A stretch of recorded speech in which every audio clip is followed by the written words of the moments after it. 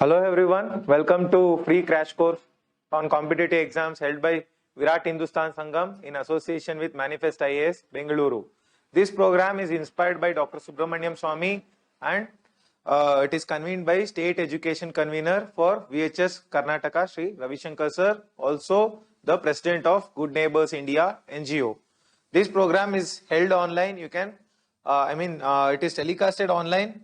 You can watch it on the YouTube channel of VIRAT Hindustan Sangham and also on the YouTube channel of UDAYA News Karnataka. So you can just type these two links there or type the names. You will get the link. You can watch it, watch the entire course free of cost. And for further mentoring guidance, if you need any assistance with respect to any competitive exams held in India, you can join the Telegram channel VHS Space Education Forum. We will provide the free guidance and clear all your doubts. Okay. So I am the chief mentor of your program. So we are done with polity and history. We are negotiating the economy. Another 2-3 days, economy will be finished, and then we will take up geography and later on environment, current affairs, and it goes on. Right? Let us begin the class. So we were discussing Indian agriculture. So, under Indian agriculture, I told you that it contributes to 17% of Indian economy and it employs more than 50% of Indian people. So, and we are focusing on more and more extension services, increasing the productivity and so many other things. So, now we look at the concept of agri-clinics. This is just like a clinic. So, you have veterinary clinics, just like that agri-clinics. What does this agri-clinics do? So this agri-clinic is done by Ministry of Agriculture along with NABARD. Ministry of Agri-Clinics is set up by Ministry of Agriculture in coordination with NABARD. NABARD, National Agricultural and Rural Development Bank, National Bank of Agriculture and Rural Development, right? So set up in 1982, right? So it applies to all the areas across India. All the areas these agri-clinics are established. What does this agri-clinic do? So it provides expertise and extension services. So whoever are the agri-graduates are there. Agri-graduates are roped into these agri-clinics. They are provided jobs in these agri-clinics and they will provide the information to the farmers, value-added information about the crops, information about the soil, information about various things. Scientific information is provided.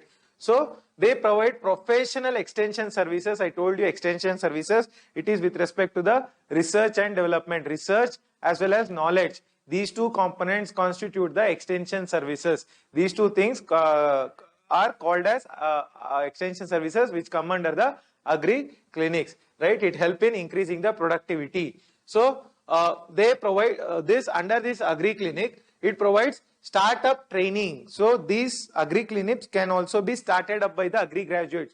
Whoever have graduated in the agricultural field, they can take up the under this scheme given by MOA and Ministry of Agriculture and NABARD. These two organizations together, they provide startup training to start up the agriculture clinic. To start a new agriculture clinic, a training is provided which the graduates, agricultural graduates can utilize, right? So you have agri-business. So agri-business, it is with respect to paid services of enhancement. So agri-business, what does they do? Under this agri-business, they provide information in order to enhance the productivity. They provide information with respect to market. They provide information with respect to how the agriculture can be treated as a business, right? So they can even help in the contract farming, for finding new markets for the agricultural products. All these are provided by the agri-business organization. So it is a paid services of enhancement. So you have to pay for that organization. In turn, they are going to provide various services, market and various services, market information and all the services they will provide. They will help you set up the agricultural business. They will help you convert the agriculture into business. So that is the concept of agri-business. Next you have Small Farmers Agri-Business Consortium. This organization is important. So it is called SFAC. Small Farmers Agri-Business Consortium. So it is related to agribusiness only. So agribusiness, what I told, that agribusiness, if it is applicable to small farmers, so converting the agriculture of the small farmers into a business. So it is done by SFAC, Small Farmers Agribusiness Consortium. So what they do, what this do, it provides support to the FPOs. FPOs, Food Farmer Producer Organization.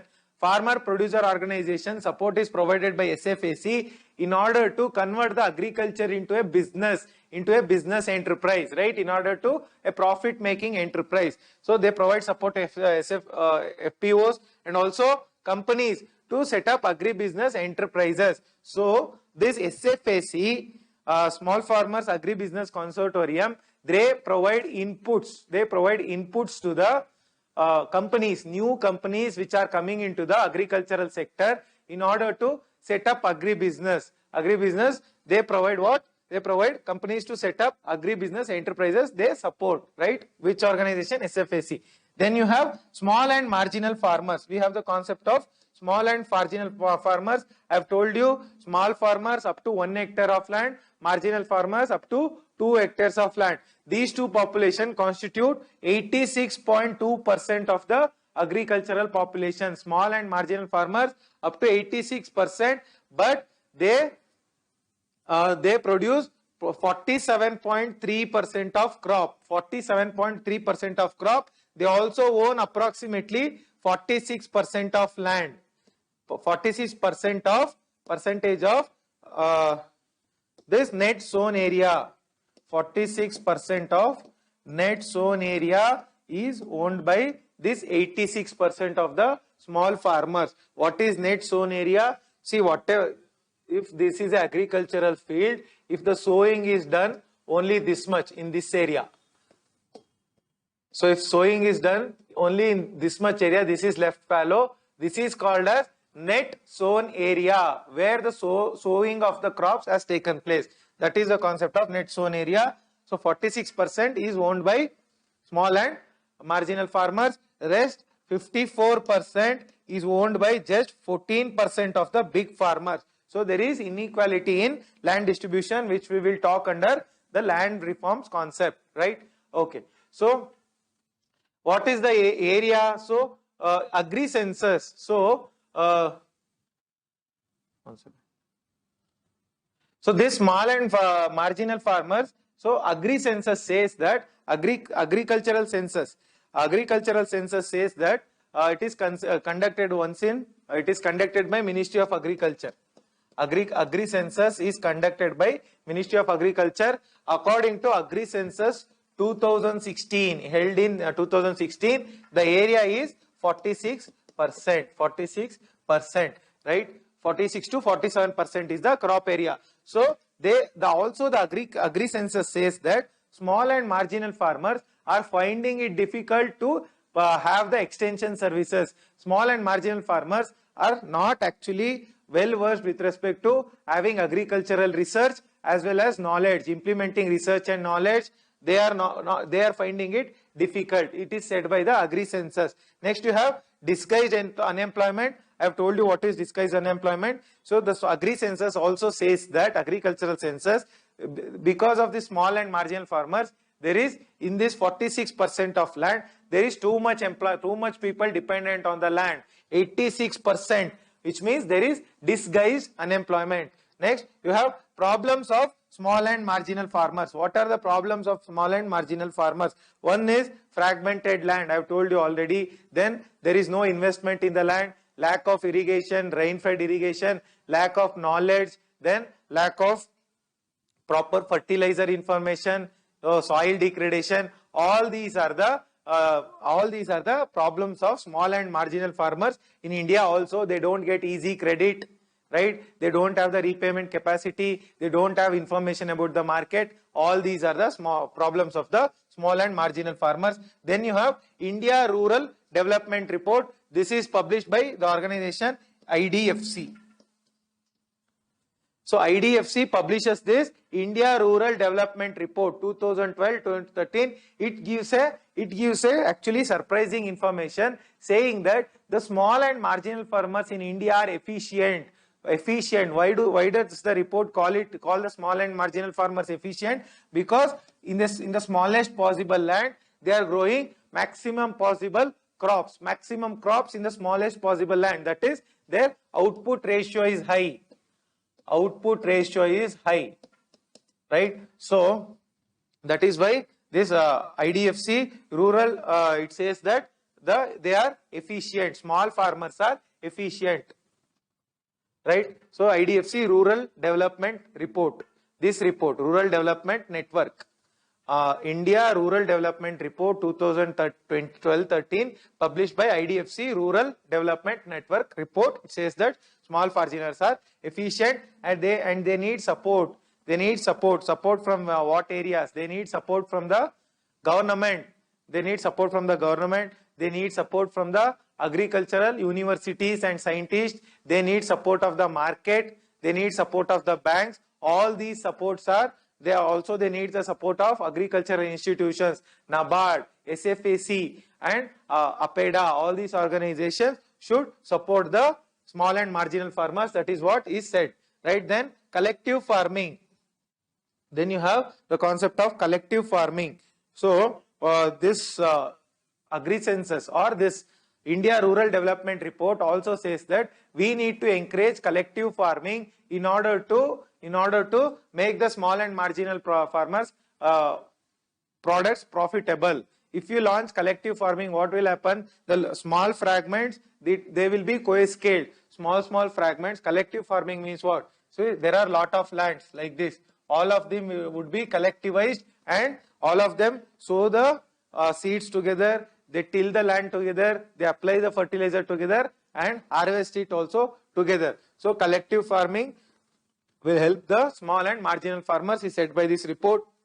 And also it says that small and marginal farmers should enroll to the FPOs, farmer producer organizations. This small and marginal farmers should enroll, right? That is what is said by this report. This organization they have to enroll. Next you have what are the problems. I have already discussed the problems of small and marginal farmers. Next, what are the alternatives? One is they have to move out of the agriculture. That is one thing. Non-farm employment should be given. Skill development should be given, right? And also we can provide machinery support to the agriculture, technical support to the agriculture. All these are the alternatives for small and marginal farmers, right? Next we have marketing reforms with respect to agriculture. What should be the marketing reforms? So one is storage. There should be good storage. Actually there are millions of tons of food grains stored in the Food Corporation of India godowns, but half of it or approximately 30% of it goes waste, even when lakhs of Indians, crores of Indians sleep hungry every day. So there should be proper storage, cold storage, dry storage, airtight storage, all these different types of storage, rural storage, urban storage, storage during the transportation. All these things should be made more and more efficient. Next marketing reform is distribution. There should be proper distribution of the agricultural products, right? So the distribution should take place across India. The distribution should take place and it should reach the remotest corners.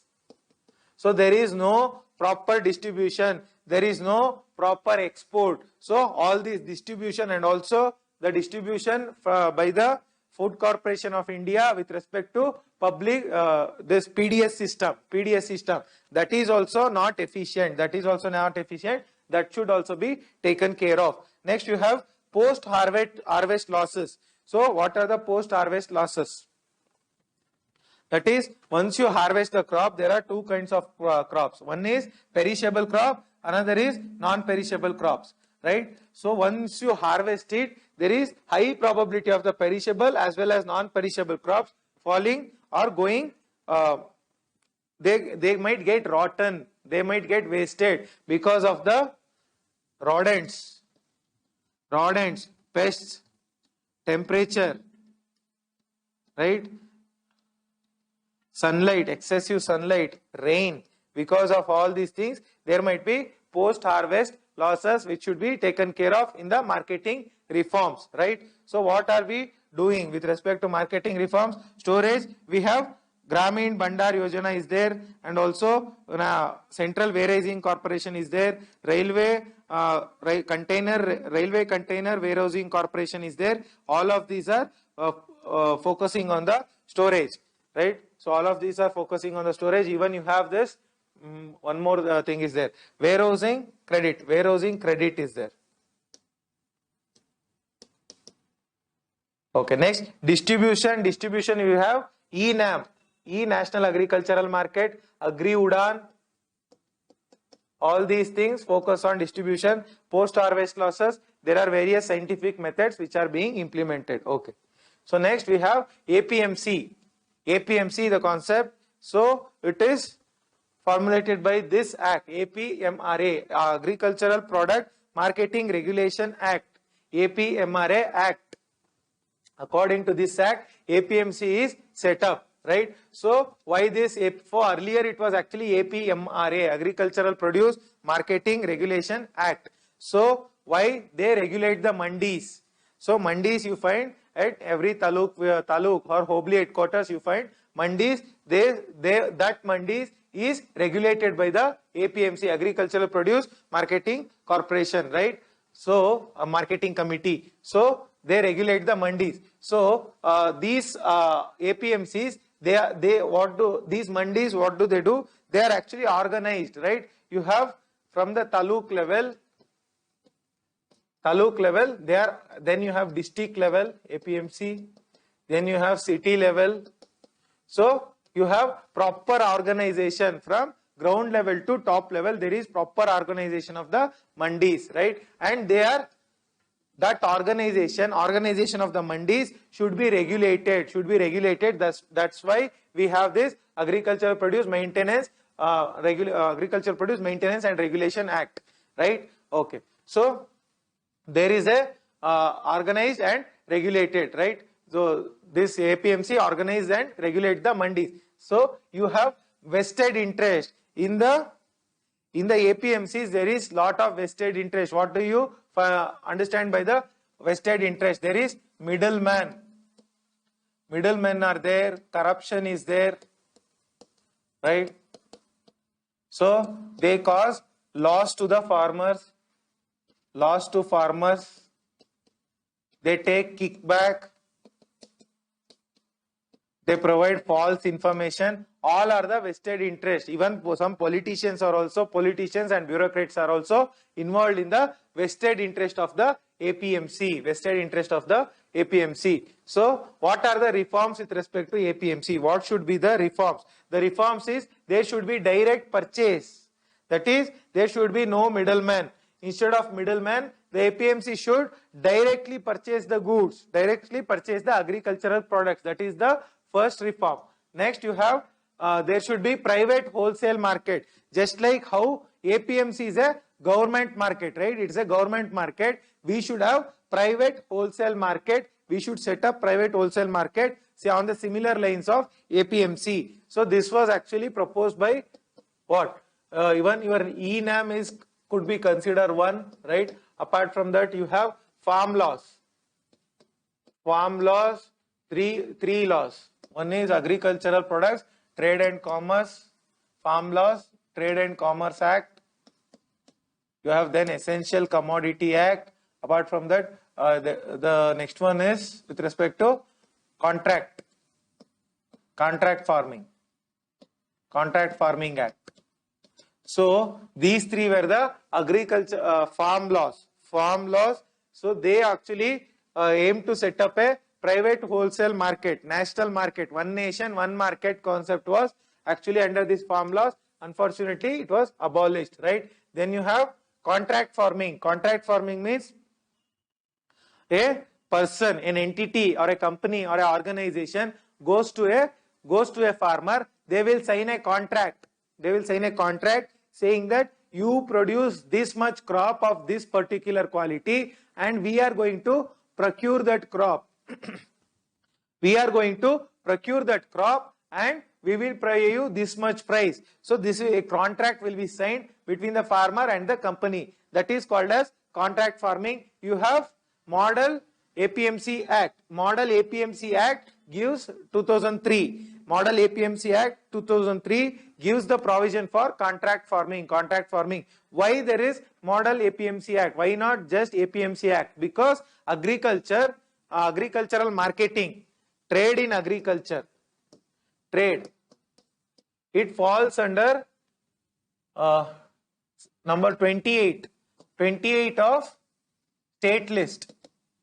So trade falls under 28th number of state list. That is why there is a model APMC Act, because based on this model, the states have to set up their own APMC Act. That is with respect to model APMC Act. Next you have Gramin Agricultural Market. What is this Gramin Agricultural Market? It aims to, see, you have in the villages you have fairs, jatre. So, and also one is jatre and weekly fairs, that is sante. So these things has to be converted into a proper market. That is what is the aim of the GRAM, GRAM. So they upgrade the rural hearts, that is rural fairs, and rural fairs would be upgraded to rural hearts, right? There will be proper market, Gramin Agricultural Market, there will be a proper market, conversion of the rural fairs into rural hearts, right? Gramin Agricultural Market. So it will help the small farmers. Why? Because small farmers cannot afford to get their products out of the village to far away mandis and sell it, because it will involve the transportation cost. If the market is set up in the village itself, it will be very helpful for them. So in this gram there will be participation of the buyers. Buyers will participate. Even FPOs will participate in the Gramin Agricultural Market. So it will help the small farmers. 2019 Agri Market Infrastructure Fund was set up by NABARD. Under NABARD there will be Agri Market Infrastructure Fund. What is this Agri Market Infrastructure Fund? It focuses on building the infrastructure for agriculture. What infrastructure? Irrigation infrastructure, right? Irrigation, fertilizer infrastructure, right? Then you have storage infrastructure. All these things will be focused under the Agri Market Infrastructure Fund set up by the NABARD. Next, you have National Agricultural Market. What is National Agricultural Market? So it is a electronic trading platform. It is a all India trading platform by which a person in Karnataka can farmer in Karnataka can sell his products to some person in Nagaland, right? So what is that is the electronic trading portal. eNAM is an electronic trading portal where it is just like your Flipkart and Amazon. So all the farming products will be available on that. Whatever the buyers want, they can directly purchase from there. So what are the benefits of it? One is good price discovery. The farmer can sell his product to the highest price payer. Then the next benefit is it will help in the immediate whenever order is placed, immediately logistic company will come. He is going to take the product. So there will be immediate lifting of product so that the product doesn't get wasted. That is the second benefit. Third, this will help in the more and more perpetuation or increasing farmer producer organizations. So that is the third benefit. Like that, there are multiple benefits of eNAM, right? So that is so it will also help in the setting up of one nation, one market concept. Next, you have contract farming. So under contract farming, bulk purchase will happen. So goods in the numbers of quintals or tons, bulk purchase will happen. So they will have a pre-agreed price. I told you there will be a proper pre-agreed price according to which the products will be traded. There will be proper terms and conditions. Terms and conditions like only this quality product has to be sold, has to be grown, right? Only this much quantity has to be grown. we will procure this much quantity and it should be given to us on this date. All these terms and conditions will be there. And one more condition is the company cannot take, if the farmer fails to deliver the product, the company, contracting company cannot take over the farmer's land. That is also a condition, that condition is also there. So there are various models of contract farming. The first model is informal model. Informal model, that is oral model. That is the contract will be done orally. There will be no written contract. That is the first. Then you have PPP model. That is public-private partnership model, where government and the private contractor, both of them. So private contractor will come and conduct the contract. He will sign the contract. For him, government will facilitate. Government will act as a facilitator. That is the second model. The third model is community grower groups. Community grower groups will be there. That is the third model. That is, these farmers will act as a community. They together sign a contract with the company. That is the community grower groups contract farming model. Then you have corporate consortium. That is, corporate companies are going to come and sign the contract. That is corporate consortium model. Then you have PepsiCo model. Under this PepsiCo model, what happens? So there will be proper research. So under PepsiCo model, they provide the modern research to farmers. They will provide the modern research to farmers, and according to that research, the products will be grown. That is, there will be new technology implementation in the growing of crops. That is the PepsiCo model implemented by the PepsiCo company. So under this, there are various, this model implies to various products like potato, food grains, spices. All these products are procured under PepsiCo model. So what are the benefits of contract farming? One is good price for the product. Then there will be measure for assured procurement. The products will be properly immediately taken away once it is grown. That is the second benefit.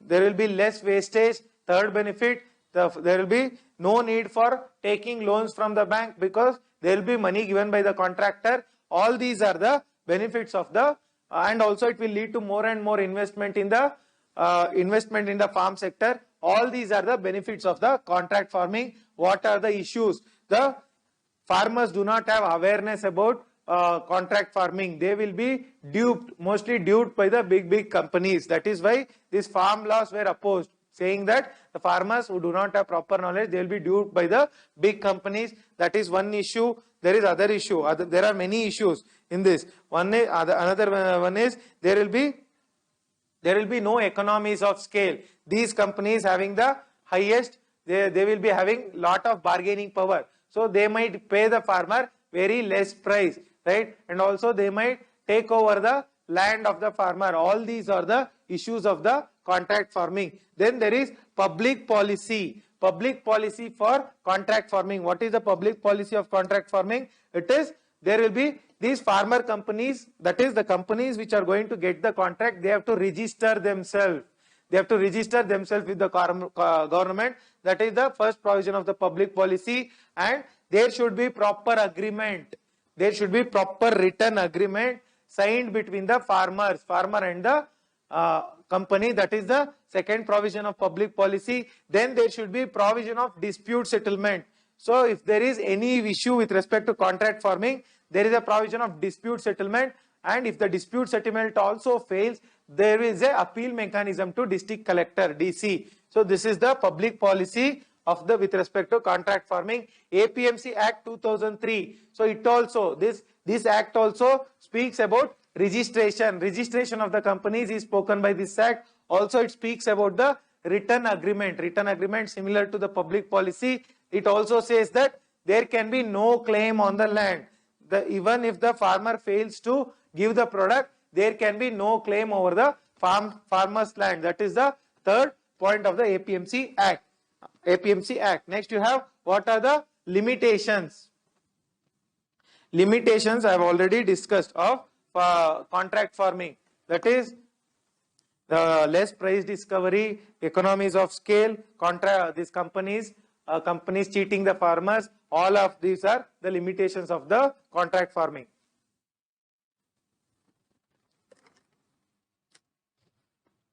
And some more limitations are, even though since 2003 contract farming is availed, it has not yet been practiced on the larger scale. There is not much awareness. That is also a limitation. And farmers are not collectively organized. Their farm size is less. That is also a limitation. Because of all these limitations of the APMC Act 2003, there is a new act called Niti Aayog Model Contract Law. 2016, Niti Aayog gives the Model Contract Farming Law. So, what is this Model Contract Farming Law? It speaks about the value chain.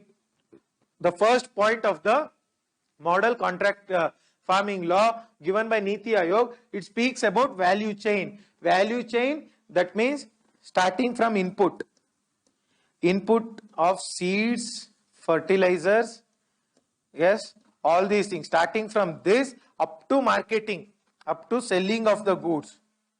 Everything is spoken about by this Model Contract Law. So it speaks about the value chain. It speaks in the interest of farmers. So it says that the contract farming agreement should be in the interest of the farmer. That is the second point given in the Niti Aayog Model Contract Law. And it says that model contract farming should be taken out of APMC, because APMC itself has lot of problems.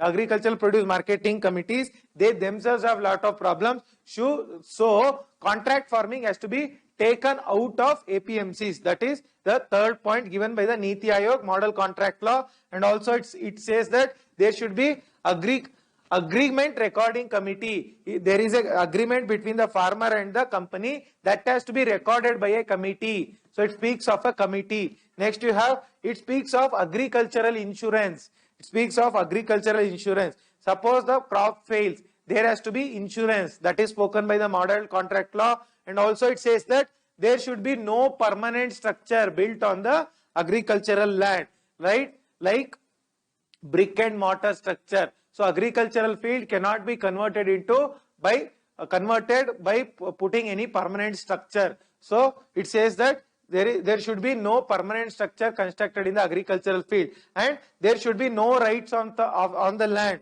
That is, if the farmer fails to give the required products, if he fails to give the required products, the company cannot lay claim on the land. They cannot take over the land of the farmer. That is also it says, and also it speaks about farmer producer organization. Model Contract Farming Law speaks about farmer producer organization, which I have already spoken. Next you have obligation.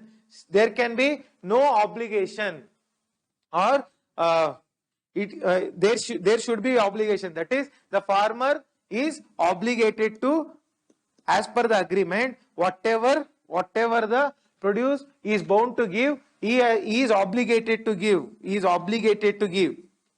That is one thing. And the obligation on the part of company is they are obligated to purchase. They are obligated to purchase these goods, these products. This is the obligation. Then with respect to contract farming, there is a facilitation group. Contract Farming Facilitation Group, CFG. CFFG. There is Contract Farming Facilitation Group that is spoken in the Model Contract Farming Law. Also, it speaks about the simple dispute settlement.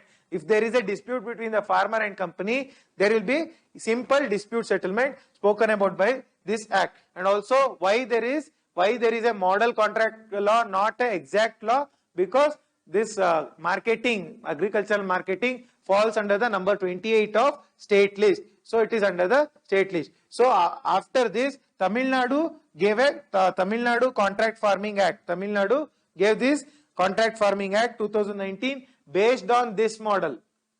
Niti Aayog model, this was set up. So what does it speak about? It gives legal protection to the farmer. Tamil Nadu Act gives legal protection to the farmer, and it sets up a Contract Farming and Services Authority. Tamil Nadu Act sets up a Contract Farming and Legal Services Contract Farming and Services Authority set up, and it speaks about coverage of all the crops. this Contract Farming Act, Tamil Nadu Contract Farming Act, speaks about all the crops that are produced in the state, right? It might be rice, it might be spices, everything. And also it gives a provision of dispute settlement committee, just like what is spoken in the Model Act. It has a provision for dispute settlement committee. This is with respect to Tamil Nadu Contract Farming Act. Next you have crop diversification. So what is crop diversification? Planting the diversified crops, different kinds of crops in the same field is called as crop diversification, or changing the crops after in different cycles. So you have Kharif season, one crop, Rabi season, one crop, Zaid season, one crop. There will be frequent change of the crop. That is crop diversification. So first you have the cropping pattern. Cropping pattern, what is the definition of cropping pattern? Cropping pattern is the amount of crop, or the amount or type of crop grown in a field at a particular time. So amount or type of crop grown in an agricultural field at a particular time is called as cropping pattern. So when this cropping pattern changes, it is called as crop diversification. See, there is one type of crop, as per the cropping pattern, there is one type of crop. When that type of crop changes, it is called as crop diversification. Reasons for change. Why should the cropping pattern change, or the crop should be diversified? See, if there is monocropping, that is only single cropping, there is high probability of infestation of pest. Infestation of pest will be there, pest and insects. Then you have probability of weeds growing in the field. Then you have, if the single crop fails, the farmer will go completely into losses. And if there is only single crop, it will harm the soil, because it will take all the nutrients from the soil. That is one thing. Like that there are, and also if there is only one crop which takes up all the water, it is harmful for the groundwater or the water stability in the region. So all these are the reasons why crops should be diversified. There should be diversified crops. What are the benefits? Whatever the problems, the opposite of it is a benefit. So you have diversified crop. It will lead to more and more profit. It will lead to the fertility of more and more fertility of the land. It will lead to good usage of the land, right? And it will lead to what? Less prone to impact of the pests. All these are the benefits of the crop diversification. Rural credit. So credit, Bandwala, rural credit or Sala. So rural credit, first we have NABARD. NABARD 90, National Bank of Agriculture and Rural Development. Right? It was set up by an act. 1982, NABARD was set up by an act, NABARD Act. Right? So what happens earlier? This rural agricultural credit was given by the RBI. Earlier, RBI used to give the agricultural credit. So this took over the agri credit function from the RBI. NABARD took over the agri credit function from the RBI. Right? What is the goal of NABARD? Sustainable and equitable prosperity in rural India.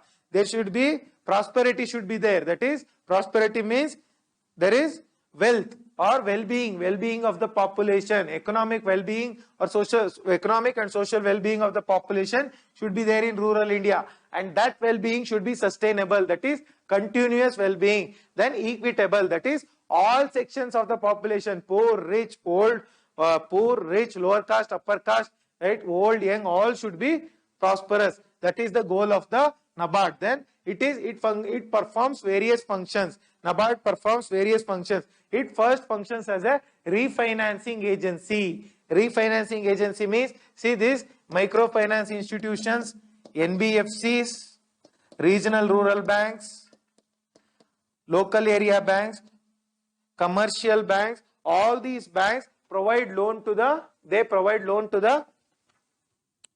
farmers, right? So or self-help groups. So this, what this NABARD does, it is going to provide fund to these organizations. Just like Mudra Bank, it acts as a refinances. They will give money, they will be refinanced by the NABARD. Then it will supplement the resources. See, whatever the resources of these banks are there, whatever the money these banks have, it will be, this NABARD will add more resources to the resources of already existing banks, right? Already existing institutions, it is going to add more resources. That is the goal of NABARD. So it will have development role in the development of rural infrastructure, development of agriculture. That is the first developmental role. Also it has supervisory role. It is going to monitor these microfinance institutions. It is going to monitor certain NBFCs and also regional rural banks. Certain institutions it will monitor or supervises, right? That is the supervisory role of NABARD. Then you have rural credit institutions. So NABARD, if you know this much, it is more than sufficient. It speaks about the functioning of NABARD. Then you have rural credit institutions.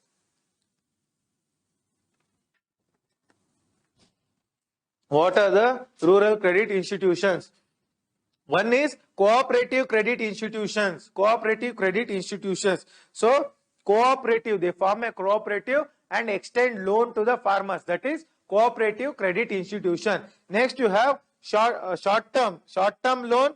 So with respect to credit, there are two things. One is the organizations which give the short-term loan. The other one is long-term. So short-term you have scheduled commercial banks, right? So or small commercial banks, small cooperative banks. One is small cooperative banks. Then you have district cooperative banks, small cooperative banks, and also agricultural cooperative societies, primary agricultural cooperative society, PACS, primary agricultural cooperative societies. They give small term loan to the farmers. Long term loan is given by SCARDB, Agricultural and Rural Development Bank. So small scale cooperative agricultural and rural development bank, and the next one is PCARDB. So primary cooperative agricultural and rural development banks. These two banks give long-term loan to the agriculture or agricultural field. So these are the two types of cooperative credit institutions. Next you have rural credit institutions, regional rural banks, RRBs. Regional rural banks, they are set up based on an act. The act is 1975 Act. RRB Act 1975. Based on this, regional rural banks are set up. So it gives loans to the small and marginal farmers. Right? So it gives loans, it accepts deposits, gives loans, and all these things. All these things would be done by the regional rural banks. So 75% of its resources would be given for priority sector lending. 75% goes to priority sector lending, right? So these regional rural banks actually are owned by whom? Are owned by some scheduled cooperative banks, the scheduled commercial banks.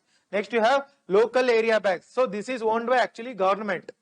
Government owns the regional rural banks. Next you have local area bank. Local area bank, you have, these are owned by the private sector. Private sector owns the local area bank, and it is set up in the year 1996. In the year 1996, private sector, that is local area banks, are set up. So it encourages the credit and savings in the rural areas. Local area bank encourages the credit culture, that is providing credit to farmers and also savings, taking savings in the rural areas. So that is the function of local area banks. It registers the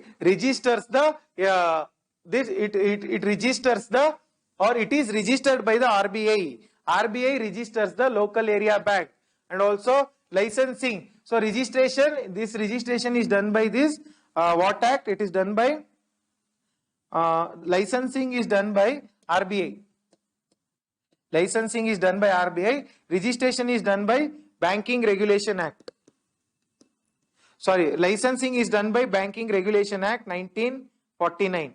Banking Regulation Act 1949 gives the license for local area banks, and registration is done by Companies Act.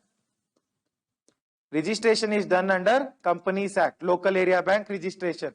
Next, what is the minimum paid up capital? Minimum paid up capital. So minimum paid up capital for local area banks is 5 crores. 5 crores. If you have 5 crores, you can set up a local area bank. So area of operation, actually local area bank mainly focuses on the rural areas, but nowadays it is also functioning in the urban areas. Rural plus urban areas is the area of operation of the local area banks. Okay. Next you have microfinance to agriculture. You have the concept of microfinance to agriculture. Who provides the microfinance to agriculture? So what are the organizations which provide microfinance? You have scheduled commercial banks, you have NBFCs, you have Mudra banks, right? You have microfinance institutions, NABARD. All these are the providers of microfinance to agriculture. So what are the issues of microfinance? One is high interest rate. High interest rate. There is too much interest rate. Then they demand for collateral. That is the second issue. Then there is no proper repayment. There is no proper repayment, and there is no proper usage of the money. The loan that is taken, it is not properly used. All these are the issues of the microfinance given to agriculture. So the microfinance is taken, the microfinance is used wastefully. That is the issue of the microfinance. Then you have, because of all these issues, they set up a committee called Malegaon Committee. Malegaon Committee speaks about the microfinance institutions. Malegaon Committee. What does it speak? It says that interest rate should be just 24%. It should not be per annum. Interest rate should not cross 24%. It should be below 24% is set by Malegaon Committee. And also it says that these microfinance institutions should get registered themselves as NBFCs. They should register themselves as NBFCs. That is the second provision given by the Malegaon Committee. And limit. So it says that loan up to 25,000 should be given. Loan up to 25,000 should only be given. That is what is said by Malegaon Committee. And 75% criteria, and the fourth point said by Malegaon Committee is 75% of the loan given should go for income generating activities. 75% should go towards income generating activities, right? So it also says a person can take loan from only maximum 2 microfinance institutions. So the maximum loan taken should be from only 2 microfinance institutions. That is the one of the provision of Malegaon Committee. Then this microfinance should be given what? They should be have priority lending status. That is, they should focus more on priority lending. I have already told priority lending. Agriculture, weaker sections, MSMEs, micro and small industries. All these are the priority sectors, right? And the person taking microfinance should be registered himself or herself with only one self-help group. There cannot be more than one self-help group membership. These are the points given under the Malegaon Committee. Then you have Kisan credit card. The concept of Kisan credit card. Kisan credit card. So under this Kisan credit card, what happens? The person will get credit, right? He will get credit, and they get 1 lakh accident insurance. So who are given this Kisan credit card? Both the owners of the land as well as the tillers. So landless laborers are also given Kisan credit card. Also the owners of the land are also given the Kisan credit card. So 1 lakh accident insurance is given. So they can take credit. They can take credit from the Kisan credit card. Okay. Next you have agricultural reforms. What are the agricultural reforms? One is, where are agricultural reforms needed? So you take any area of agriculture. You take any area of agriculture starting from the productivity of the soil or the fertility of the soil or the productivity of the crop or the infestation of pests or insects, that area, or also implementation of research. So you take, or implementation of knowledge and marketing reforms or credit reforms. Everywhere there is a need for agricultural reforms. The first reform mostly needed is subsidies. In the areas of subsidies, we provide lot of subsidies, right? Electricity subsidy, fertilizer subsidy, seed subsidy, irrigation subsidy. So there is a need for rationalization of subsidies. So the subsidies should be actually streamlined. It should be streamlined and given to particular areas which for useful purposes or for only deserving farmers, not all farmers. That is the area where reforms is required. Then land issues. With respect to land issues, reforms is needed. What is the land issues? So the land is fragmented. I told you land is fragmented and there is lot of litigation in the land. Fragmentation of land, lack of productivity. All these are the issues with respect to the land which needs to be sorted out. So you have the digitization. That is National Land Records Digitization Mission. National Land Record Digitization Mission, under which land issues can be sorted out. Also we have Land Record Digitization Mission and you have Swamitva scheme. Swamitva scheme, both of these deal with respect to land record modernization. Also you have Bhumi portal in Karnataka.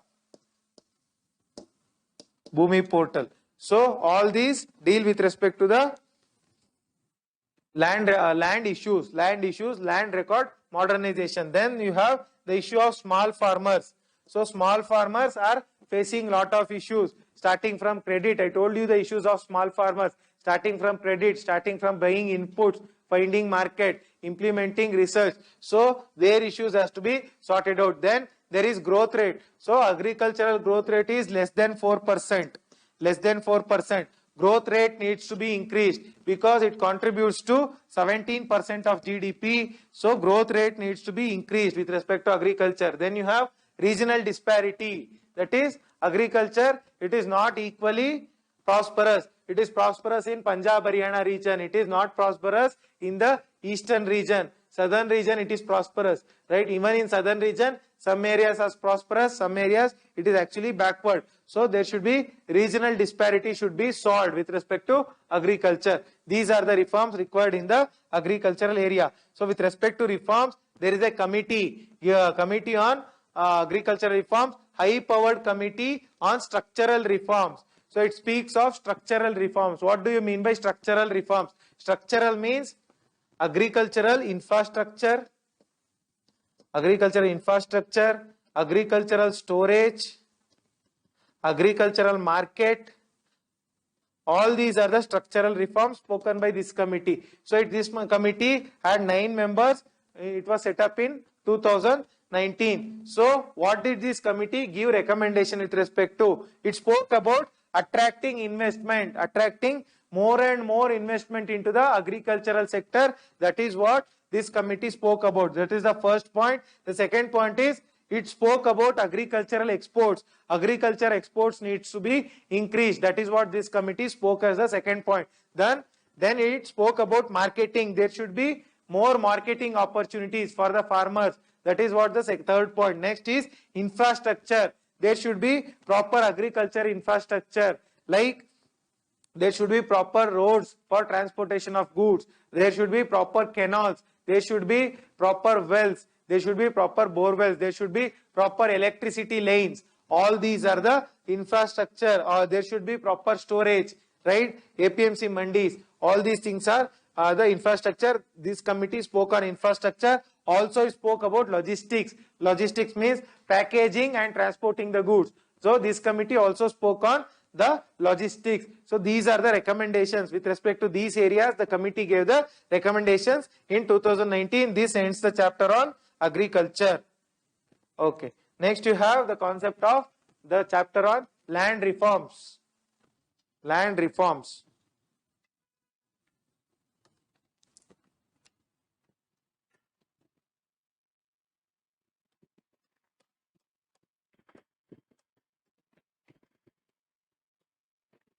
So, land reforms, actually there is a historical background to land reforms. So, you go to the period of Akbar.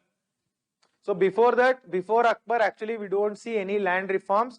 So, even during the time of Tughlaq, we see this Takkavi loans given to agriculturalists, right? Also, he gave some land to poor farmers. So, this is the land reforms we saw during the time of Tughlaq. So, after that, during the time of Akbar, Raja Todarmal gives the proper land measurement guidelines. So the system is called Zapti system or Dasala system. So he gives, though that we will study, that will be taken up in the history. So Todarmal, he spoke about the measurement. Land measurement is what he spoke about, how to measure the land properly. So he used big sticks and he measured the land, and also he classified the land. Into many areas. One is fertile land, infertile land, medium fertility. So he classified the land into 2, 3 or 4 fertility types. Then he also fixed the rent. What should be the rent for the particular land? So that is also fixed by the Raja Todarmal. So then you have after Todarmal we see the time of British. So British land reforms, we have the first during the British only, from the Mughal period only we had zamindar. So the zamindar control over the land continued during the British time, right? So during the British time, so we have what? We have the permanent settlement. We have Mahalwari system. We have Zamindari, already I have written here. We have Rayatwari system. I have spoken about all this in the history part. We have, apart from this, we have Ijaradari system. All these are the land reforms or the land rules taken under the British. Next we have, during the time of independence, what was the issue of land? During independence, what was the issue of land in India? So, during independence, thing is, there were 75% of people dependent on land, and the agriculture contributed up to 50% of GDP. Then the land was infertile. There was problem of zamindari issue. Then there were problem of tenant farmers, and leasing issues, high land revenue, land rent, right? High taxation on land.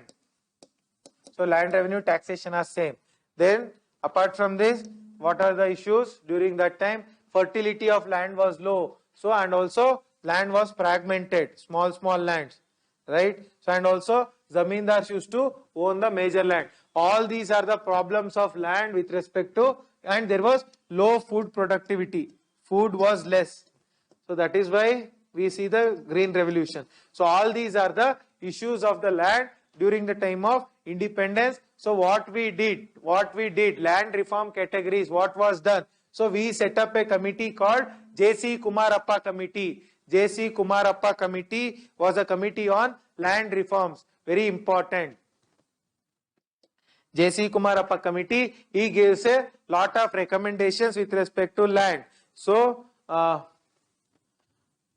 he gives recommendations how land should be reformed. So land actually it falls under what? It falls under the state list. So this committee was set up by the center.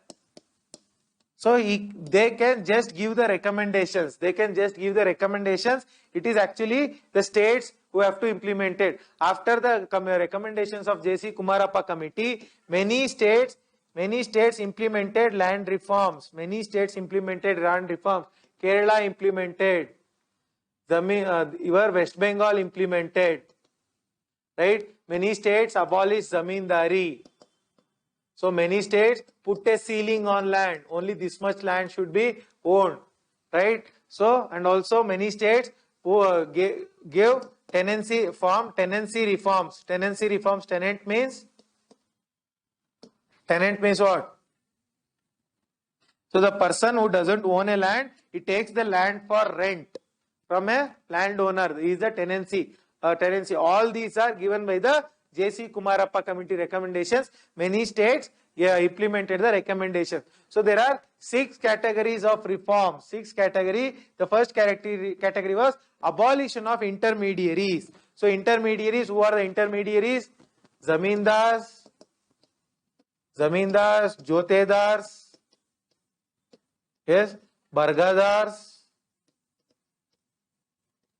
All these intermediaries who were not actually tilling the land, they were just owning the land and reaping the benefits. All of them were abolished. Intermediaries were abolished. That is the first. Then tenancy regulation was carried out. What is tenancy regulation? So one is the rent was reduced. Rent was reduced.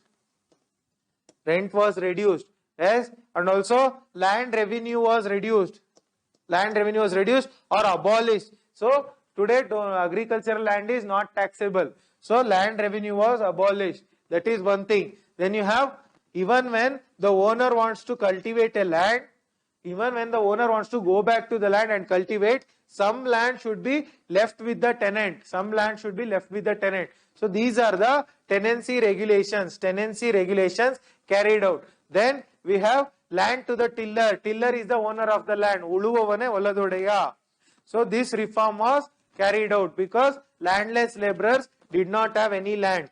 So for them, land was given under this land to the tiller reform. Land to the tiller reform. Then you have land holding ceiling. Land holding ceiling means only this much land, only a particular amount, 1 acre, 2 acre or 5 acres, up to 5 hectares. There will be a limit fixed. So different states have different limit. There is no standard limit across India. So there was a land holding ceiling, that is above that percent, above that quantity land cannot be held.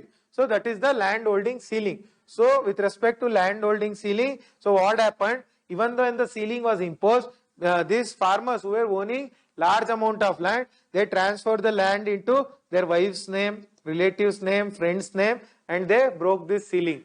So they broke this act. Then land consolidation. Land consolidation means under cooperative farming. I told you fragmentation of land. Small land spread over the entire village. All of them were consolidated. One single big land. Land consolidation was taken place under land reforms. Then we have cooperative farming. Cooperative farming was carried out. See, under this land consolidation, we can have this Gram Dan scheme, Bhudan scheme. So Gram Dan and Bhudan carried out by whom? Acharya Vinoba Bhave, follower of Gandhiji. It will be asked under your prelims. Acharya Vinoba Bhave carries out Gram Dan and Bhudan. It was famous in Odisha. So Bhudan means they used to go and appeal to the individual people, saying that please give away this much land to the poor landless farmers. So that is Bhudan. Gram Dan means entire village used to be donated. That is Gram Dan, right? So next you have cooperative farming. So under cooperative farming, what used to happen? Farmers used to come together as a cooperative. One organization, they used to come together and they used to carry out the farming. So they from tilling, sowing of seeds up to marketing, they used to stay as a cooperative and they used to take the share. See, under cooperative farming, the land would remain with the farmer, land won't be sold. But the persons will come together and carry out the activities, then later share the profits, right? So this is the concept of cooperative farming, right? So your Amul is actually a cooperative, started as a cooperative in Gujarat, right? Varghese Kurian, father of milk revolution, Varghese Kurian. It will be asked in your exam, right? Father of white revolution. Okay, this is with respect to 6 categories of reforms. These are the 6 categories which are very, very important. Last is the cooperative farming thing. Next you have land reform categories, legislative reforms. What are the categories of reforms? First is legislative reforms, that is law. Reforms carried out through the law. I told you land falls under the state list. So who has to carry out the reforms? It is the state government. So state governments passed various lands. Even the Karnataka government passed various land reforms act. So after these land reform acts were passed, what happened? It ended up in there was lot of litigation with respect to land. Litigation means there is no clear title. If this is a land, there will be no clarity who will be the owner of this land, right? Or there will be litigation with respect to the boundary of the land, right? So these legislative reforms are carried out because there was lot of litigation. In order to solve the litigation, legislative reforms were carried out. Then tenancy reforms were carried out. Tenancy means rent reforms, that is renting the agricultural land. So tenancy reforms, rent regulation, that is regulating the rent. So you cannot fix a rent beyond a certain limit, that is rent regulation was done.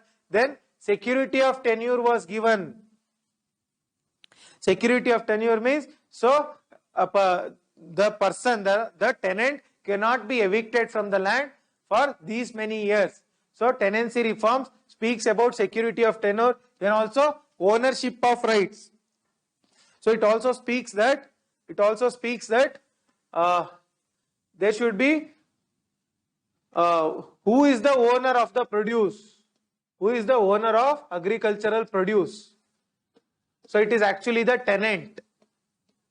So it also speaks, tenancy reforms also speaks of the ownership of rights over the produce, right? So also it speaks that tenancy reforms, even if I already told you, this much is the land, even this much, if the owner wants to come back and do the cultivation by himself, so he has to give some part of the land to the tenant. He cannot evict the tenant immediately. So that was also the tenancy reforms. Then you have land redistribution. So this Bhudan, Grabdan, all of these qualify to be called as land redistribution. What is this land redistribution? What would be done under this? So under land redistribution, excess land from the rich farmers or farmers holding the excess land, it will be taken away and given to landless laborers. So with respect to that also, the reforms was carried out by various states, land redistribution reforms. Then you have digitization of land records. So why digitization means, see, there will be lot of litigation. There will be lot of litigation, right? So when you digitize the land record, there will be proper title, land title, patta. There will be proper land title or patta over your land, right? So that is the benefit of digitization. Digitization, you have Gyandut of Madhya Pradesh, you have Bhumi of Karnataka, and also central government Swamitva scheme launched by Prime Minister Modi. It also gives property cards, and also you have National Land Records Digitization Mission. National Land Records Digitization Mission. All of these speak about the land record digitization, that is digital land records, not written land records. Then you have land consolidation. I told you what is land consolidation. Consolidating the fragmented land is land consolidation. Next you have cooperative farming. So it also speaks about cooperative farming, right? So I have told about cooperative farming already. So phase 2 of land reforms after 1990s, what happens? LPG. Post LPG, there is a phase 2 land reforms. So what are the problems? What are the problems in the phase 2 land reforms? First is what happens post 1990. There will be lot of investment coming into India. Lot of money comes into India. When lot of money comes into India, there will be increase in industry. So what happens? Industry requires just small land. That is compared to agriculture, industry requires small land. In this small land, what they do, whatever they produce, they will have high value. Suppose they produce iPhones. So iPhones, if they produce 100 iPhones, it is 1 crore rupees, right? On the other hand, you take a agriculture land which is 10 times big as this plot. Let us say this is 0.5 acre. Let's say there is agriculture land 10 times bigger than this, that is 5 acre. 5 acre land is there. So whatever you grow in this land, it cannot reach the value of 1 crore. Right? So there is increased value added per unit of land. Per unit, more value is generated based on what activity is carried out in that land. That is increased value added in the non-agricultural sector. That is one issue. That is why people started moving out of agriculture. Then economic value, 1% of economic value of land increased. That is, I told you in the example of iPhone, 1% of land mass. That is 1% of land produce 80% of GDP. So agriculture produces how much GDP? 17% of GDP. For this 17%, how much the land they conquer, they have. So it is more than 80% land goes to agriculture, right? So, but 1% land mass produces 80% GDP in the industrial sector. So that is the increased value added per unit of land. Then need to shift from agriculture to non-agricultural sectors, right? Because there is more value added in the non-agricultural sector. There is a need to shift from agriculture to non-agricultural sector. Here agriculture acts as a push factor, non-agricultural sector acts as a pull factor. So because of this, there was an act formulated, LAR Act, right to fair compensation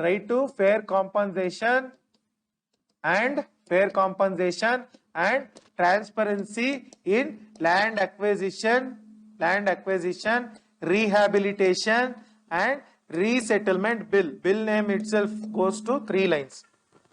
Right to fair compensation and transparency in land acquisition, rehabilitation and resettlement bill. This bill was given in 2013. Why this bill? See, this bill was enacted because earlier there was lot of agricultural land, but the value produced in the agricultural land is very less. So we need to take the land away from agriculture and put it into industrial use. So under which act are we going to take away the land? So this is the act. So this gives this has many provisions like taking the land away for industrial corridors, or even for public purpose industry. That is public purpose, you have defense industry and many other industry. This has provision under this act. What is the compensation given to farmers? So in the rural level, the price given is 4 times the market value. 4 times the market value if the land is taken away in the rural area. Urban area, if the land is taken away, 2 times the market value, right? 2 times. So LAR Act was enacted in 2013 in order to take the land away from agriculture and put it into various fields. So LAR Act, just know the heading, this is the Land Acquisition Act in India, LARR Act 2013. Then expanding population and reduced operational land holding. True, right? Because of expanding population, there is increased intensity, increased density, which is the state which is having the highest density in India, population density. It is actually West Bengal. Recheck. It is actually West Bengal as per the new National Family Health Survey. So there is increased so expanding population leading to more and more density, and also reduced operational land holding. Operational land holding, that is the land under agriculture is reducing. That is reduced operational land holding. Then you have restricting land leasing legislations. So the land leasing legislations, that is leasing the land. So if a farmer, see, this is a major issue. Restrictive land leasing legislations. It's a major issue. Why? See, when there is no proper land leasing legislation, what happens? The farmers or the landowners, they fear leasing the land. They will not lease the land. Why? Because if you lease the land, it is difficult to take back from the land from the tenant. He might not return the land, right? So there is difficulty or fear of not losing the land. That is why people do not lease the land to landless laborers. So and also you have restrictive land leasing, and there is no proper land leasing legislations. And it says that security of tenure, under security of tenure, if you lease your land, you cannot take back for another 5 years, 10 years. So that is a restrictive provision. So it leads to leasing problems. I told you this is a leasing problem. What if they lose the land, right? So because of this, the Niti Aayog has given what? Model Land Leasing Act 2016. Niti Aayog has given Model Land Leasing Act in order to increase the leasing provisions. So see what happens. These many rich farmers, they own the land in villages. They own the land. They come and settle in the cities and join IT companies. So this land will not be cultivated. It remains fallow. So if you have a proper land leasing act, this land can be leased and productivity could be increased in this land, right? Then you have, that is the provision of land leasing act. Then the problem is degraded land. 30% of land in India is degraded. Degraded means it is not suitable for cultivation, or it gives it doesn't give the optimal output. That is the concept of degraded land. So for that, what is there? There is a commitment to reclaim. There is a government has a commitment to reclaim 26 million hectare of land, to take the land away from degradation. So with respect to degradation, you have United Nations decade against desertification and land degradation. So when was this decade held? Decade means what? So this decade was held from 2010 to 2020. Right? UN decade on against desertification and land degradation. It was held from 2010 to 2020. So Government of India has made a commitment to reclaim. So 30% of land is gone. We have to reclaim it. We have to revitalize it, re-energize it, re-fertilize it. So this is the commitment by the government. So what is the constitutional basis for land reforms? Constitutional basis for land reforms, you have Article 31A, 31B, 31C speaks about land reforms. These three acts. And also you have Article 300A, 300 or 301A. So it also speaks about the right to property. So earlier it was a fundamental right. Now it is no more a fundamental right. Right to property. Then you have this Forest Rights Act 2006. You have LAR Act, LARR Act. you have PISA Act, you have Schedule 6, Schedule 5. All these speaks about the land and laws related to land, right? This is with respect to the land reforms in India. Next, we speak about the infrastructure, most important chapter, how infrastructure is important. So, what is infrastructure? So, we have many types of infrastructure, right? This building itself is an infrastructure. So, this building is infrastructure, road is infrastructure, water pipelines are infrastructure, sewage treatment is infrastructure, even your RBI is an infrastructure, financial infrastructure, right? You have your mobile towers, communication infrastructure. So, you have bus stands, railway stations, railways, ports, airports, yes, storage, godowns, everything is infrastructure, right? So, we have two types of infrastructure. One is hard infrastructure, another is soft infrastructure. What is hard infrastructure? That which can be seen, which can be felt. For example, buildings, roads, airports, railways, post offices, right?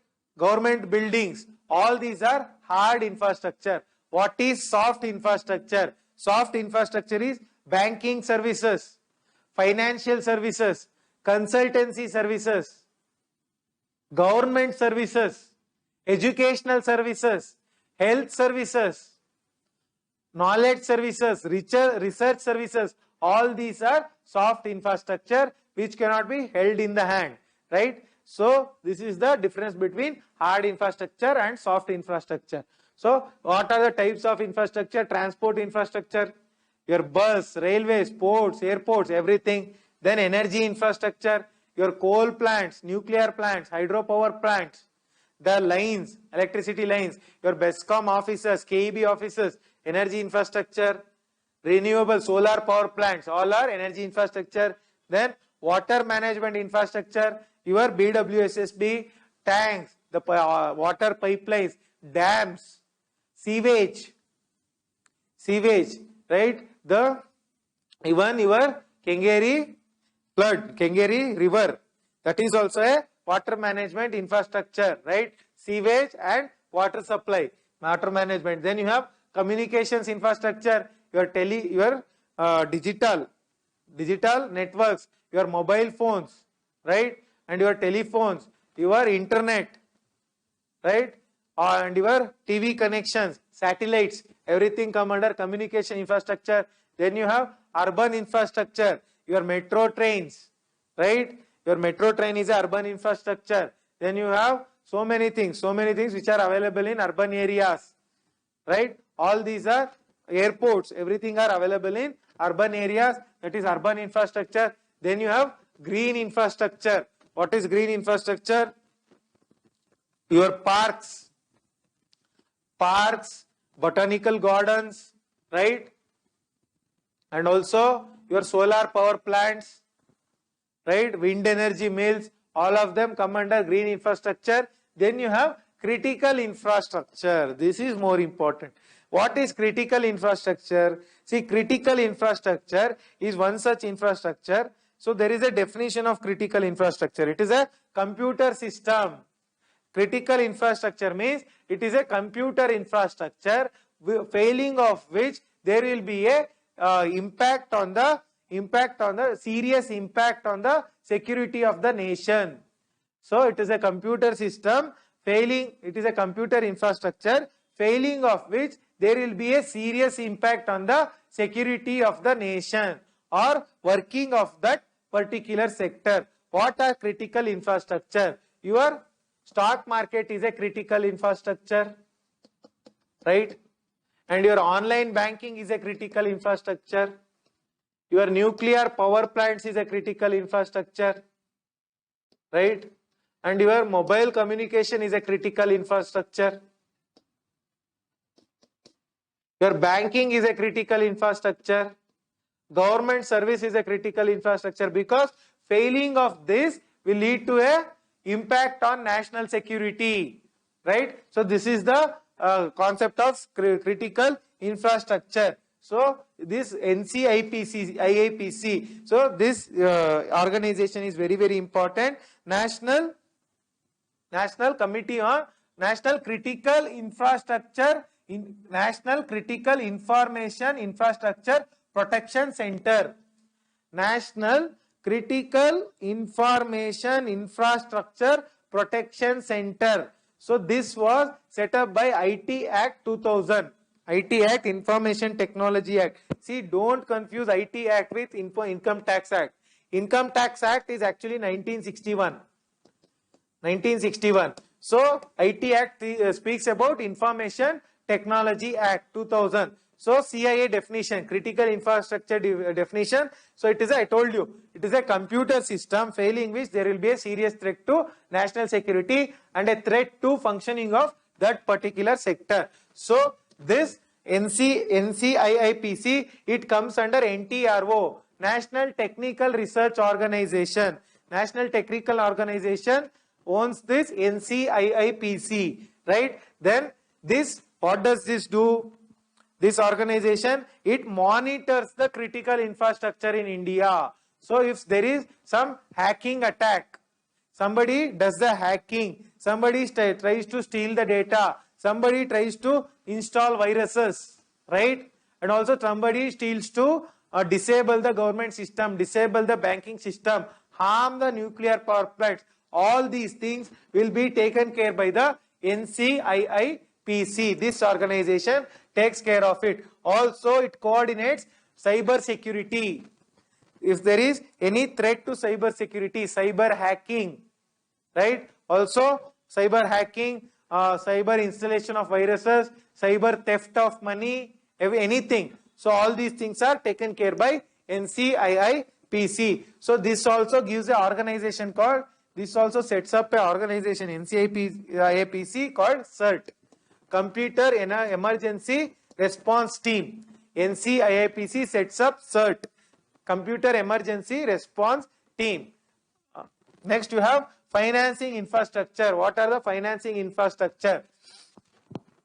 So, financing the infrastructure. That is, how do we put money into the infrastructure? That is, one is PPP, Public Private Partnership.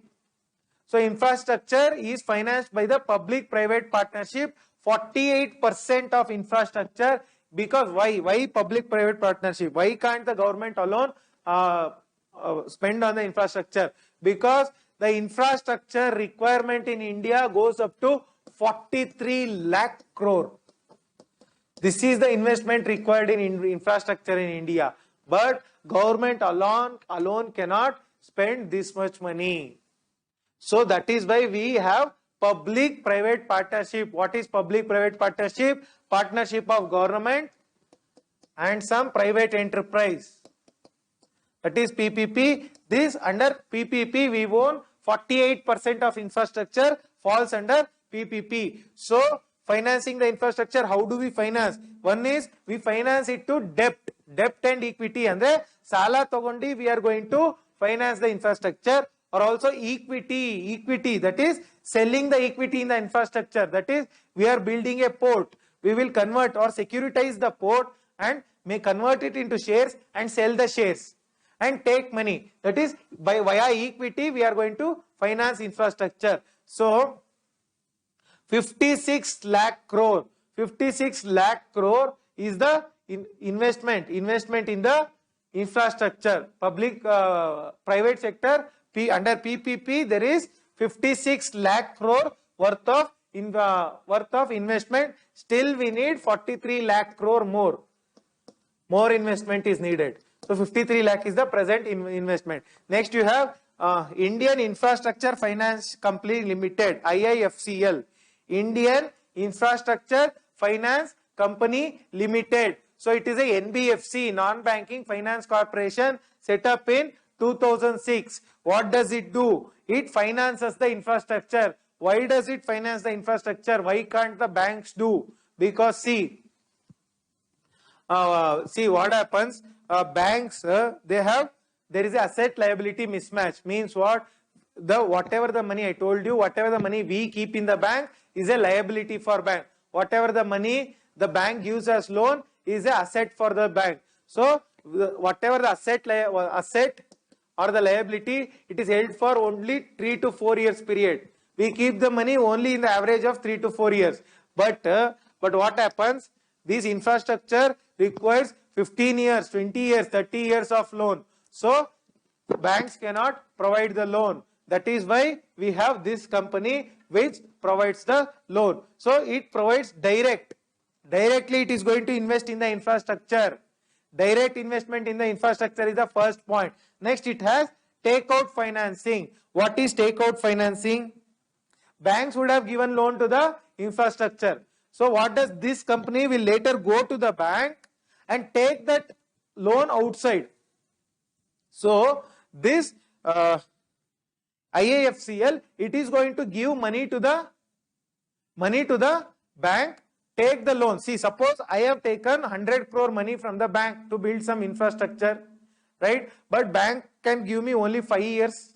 So what happens? There is a, suppose you own an infrastructure, IIFCL, you are the owner. You will go to the bank, you will take my loan into your jurisdiction and you pay the bank. So bank is out of the equation, bank is no more there.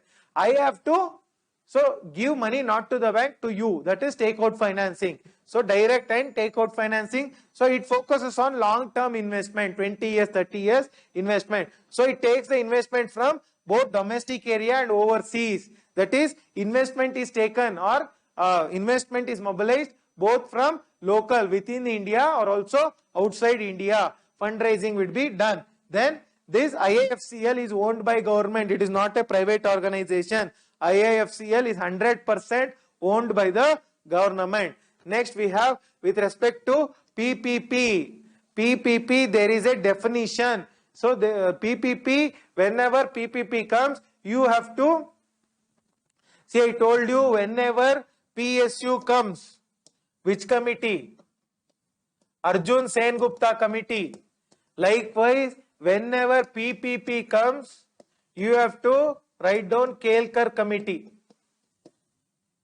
So Kelkar committee speaks about the PPP. You have to remember PPP Kelkar, right? Committee, it is going to be asked. So PPP committee, Kelkar committee gives a definition of PPP. What is PPP? It says that public service by private partner for specific period. Public service is going to be provided by the private partner. Private partner is going to provide the public service for a specific period, which allows commercial return of investment. Why is the private sector is going to provide public service? Because for a specific period, because he is going to get some return on investment. He is going to get some money back. The best example is your GST network. GST network earlier was under private sector. 51% was owned by private. So why did they own? They were giving public service, but in turn they were getting money. There is a commercial return on investment. Even your UADAI, suppose let's say UIDAI, that is which gives the other, suppose it is not under the private, suppose let's consider it is under private. So what happens? So it is giving public service by a private for a specific period, let's say 10 to 15 years, which allows commercial return on investment. Why does this UIDAI give the service by a private entity? Because there is a commercial return on interest. There will be money given back. So that is the definition of PPP given by the Kelkar committee. So it is a legal contract. Kelkar committee says that PPP, there will be a legal contract, binding legal contract. So PPP, there will be a binding legal contract between the public sector and the private. So they both of them have to adhere to the contract. They have to adhere to the contract, and they share the responsibility. Both private and public are going to share the responsibility, not only responsibility. So the best example for PPP is, let's say one highway is being built. There is toll booth, right? So Suppose for this, see, all highways nowadays are built under PPP. So there is a legal contract between public and private, and they share a responsibility. They share responsibility. What responsibility? Risk. Let's say this highway is going to fail. No people will travel on the highway. So there is a risk which is shared between the public and private. Then research or investment. Investment is shared between public and private. Land acquisition is shared between private and public. Then apart from that, investment is done. Then land acquisition. Then approvals. Taking approval is also shared between public and private. So everything, even profits, is shared between the public and private. Right? Revenue is shared between the public and private. This is the concept of shared responsibility. Shared responsibility between the, including the risk, everything is shared. Then you have India. India is the largest market of PPP. India has very vast provisions for availing PPP. So you have infrastructure, you have food sector, you have marketing sector. Everywhere there is PPP. India provides lot of opportunity for PPP. Next, we will move into investment models in PPP. This is very important. It will be directly asked in your all exams. What are the investment models? They are going to just ask BOT or boot. So you will be confused. What is boot? Boot is not shoes. BOT. So BOT means what? The full form is build, operate, transfer. Under this build, operate, transfer, what is this build, operate, transfer? See, let's say I told you there is a highway. There is a toll. There is a highway and a toll. This highway, see what happens? First, there will be a concessionaire. So, who is a concessionaire? Concessionaire is a private entity. Concessionaire is a private entity. So, this highway, let's say, who gives this concession? It is given by Highway Concession. National Highway Authority of India gives the concession. Concession to whom? One private entity, some private entity. So, all the rights will be given to the private entity. In turn, under build operate model, what this private entity has to do? It has to acquire the land. Build, they have to focus on building. Building means acquire the land. Acquire land, take investment, make investment, take all approvals, design the project. All these things, designing the projects. Not only that, operate the project, maintain it. Suppose highway is built, there will be a pothole that has to be repaired. Operating the project, painting it frequently, all these things, and then transfer. Once there will be a toll on the highway, you operate it. Why would you do it for free? You are going to take money, you are going to collect toll, and later you are going to transfer it back to the government, NHAI. That is build, operate, transfer model. Then you have BOOT, boot. Under this boot, what will happen? Build, own, operate, and transfer. See, under BOT, bought, there is no ownership for the private entity. Under this, it is similar. Build is similar, operate is similar, transfer is similar. Not only that, the private entity is going to own the project for some period. Let's say 20 years. They will be the owner of the project. Nobody can ask them. They can collect however money they want. Here what happens, once they collect the required money, they have to transfer it. Here for 20 years, they will be the owners of the project for the highway. Nobody can ask them. That is the build, own, operate, transfer project model. That is the first model. So here you have concessionaire, that is the private entity. They will have lot of provisions. That is, they will share the risk, they will invest, they will design, right? All these things they will do. Next we have VBOT.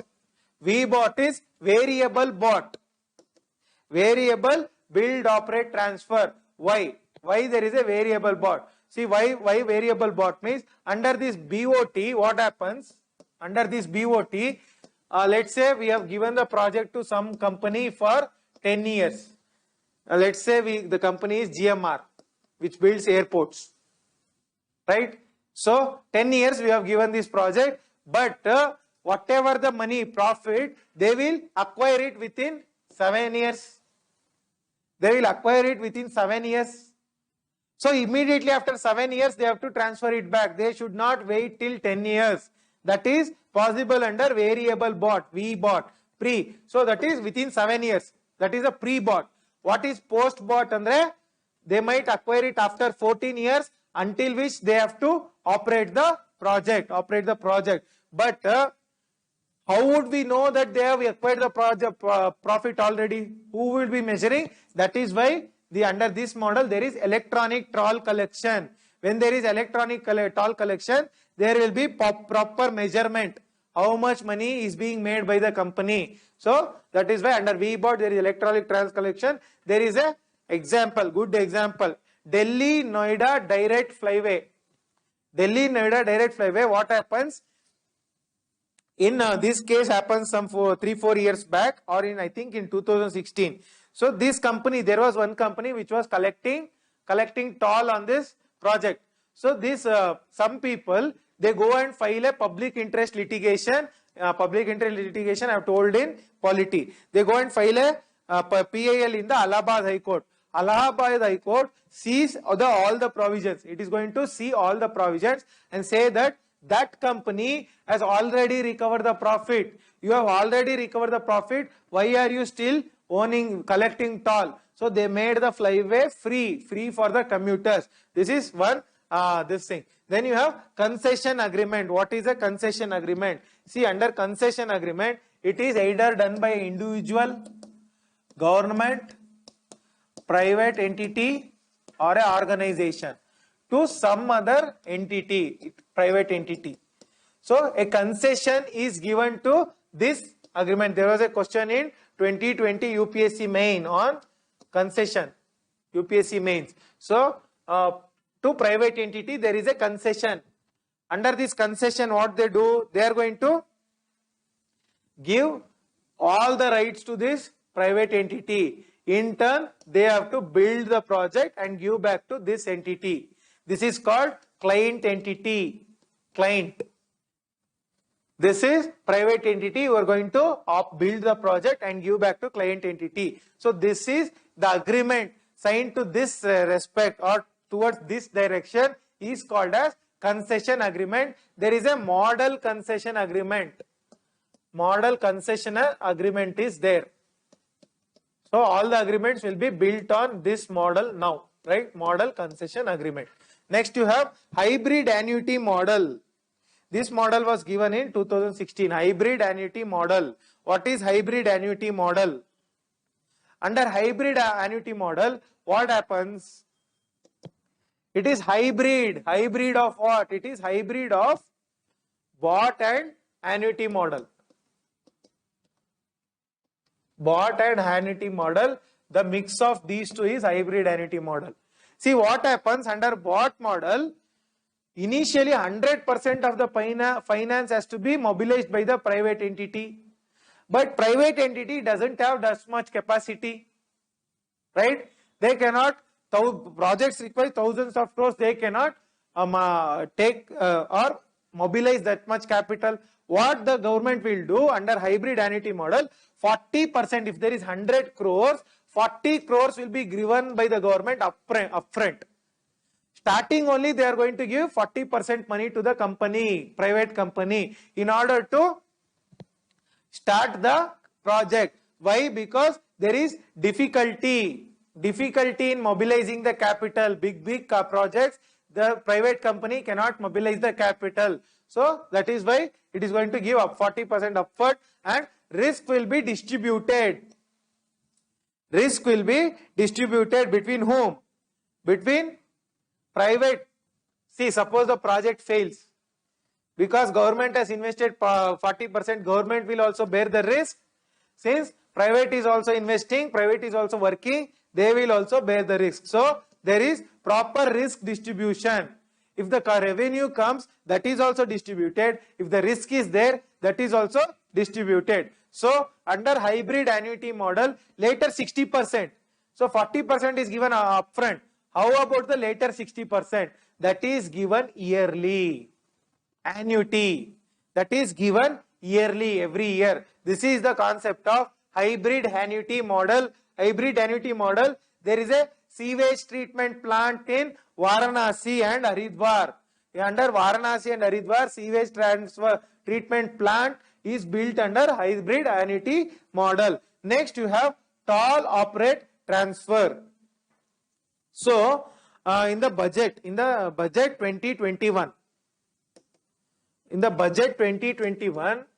government spoke about monetization of highways.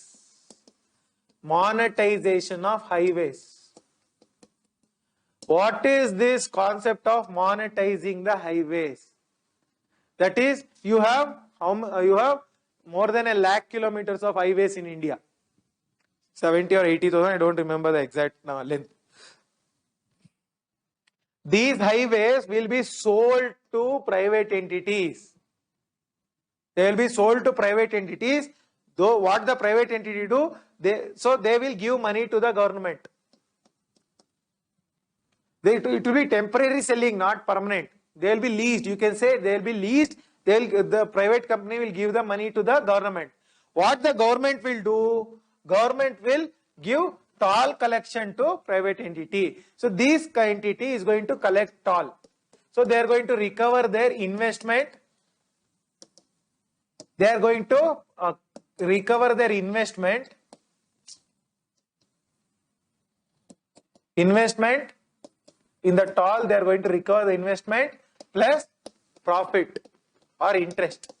Both of that they will recover, and after some years they are going to return it to the government, NHAI.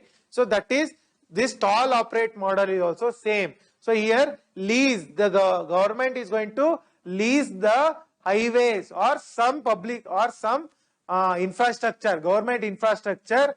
Suppose you have let's say one big complex built in Bengaluru by the government. That entire complex will be leased for upfront money.